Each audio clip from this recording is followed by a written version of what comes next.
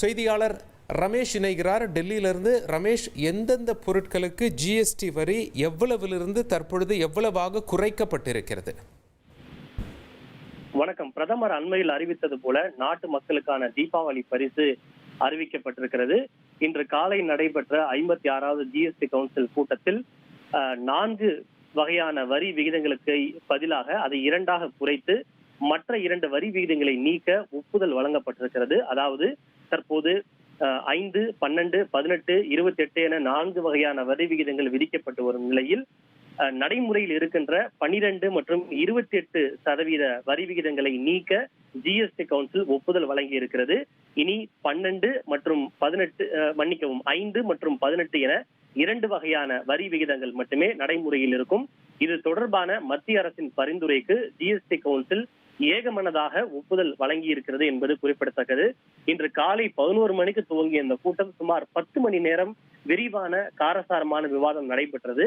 விவாதத்தின் இறுதியில் தான் தற்போது ஜிஎஸ்டி கவுன்சில் இதற்கு ஒப்புதல் வழங்கி இருக்கிறது. இனி 2 விதமான ஜிஎஸ்டி ஸ்லாப் மட்டுமே நடைமுறையில் இருக்கும். ஒன்று 5, மற்றொன்று 18. இது தவிர 3ஆவதாக ஒன்று இருக்கும். அது 40%. 40%ஐ பொறுத்தவரை சாமானிய மக்களுக்கோ நடுத்தர மக்களுக்கோ இதனால் எந்த விதமான பாதிப்பும் இல்லை.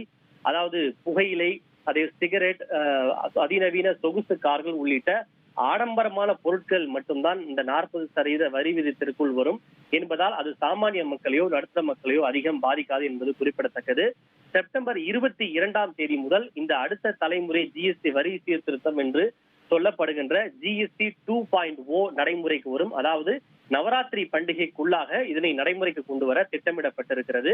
பிரதமர் அறிவித்தது போல தீபாவளி பண்டிகையை முன்னிட்டு நாட்டு மக்களுக்கு, குறிப்பாக ஏழைகள் மற்றும் நடுத்தர வர்க்கத்தினருக்கான தீபாவளி பரிசாக இது அமையும் என்று எதிர்பார்க்கலாம். இதன் காரணமாக எம்எஸ்எம்இ நிறுவனங்கள், ஸ்டார்ட் அப் நிறுவனங்கள், சிறு குறு நிறுவனங்கள் கூட பெரிய அளவில் பயன்பெறுவதோடு பொருளாதாரத்திற்கு மிகப்பெரிய அளவில் ஊக்கம் கிடைக்கும் என்று எதிர்பார்க்கப்படுகின்றது. இதனால் ஒட்டுமொத்தமாக சுமார் 93,000 கோடி ரூபாய் அளவுக்கு வருவாய் இழப்பு ஏற்படும் என்று அறிவிக்கப்பட்டாலும் மக்கள் கைகளில் அதிக அளவு பணப்புழக்கம் இருப்பதால் அது பொருளாதாரத்திற்கு மிகப்பெரிய ஊக்கமாக அமையும். வர்த்தகம் மேலும் அதிகரிக்கும். எனவே இந்த இழப்பை ஈடுகட்ட முடியும் என்று மத்திய அரசு கருதுகிறது.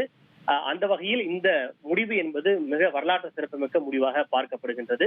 இந்த ஜிஎஸ்டி கவுன்சில் கூட்டத்தில் எடுக்கப்பட்ட முடிவுகளை சற்று நேரத்தில் நிதியமைச்சர் நிர்மலா சீதாராமன் விளக்கமாக செய்தியாளர்கள் சந்திப்பில் அவர் விளக்க இருக்கிறார்.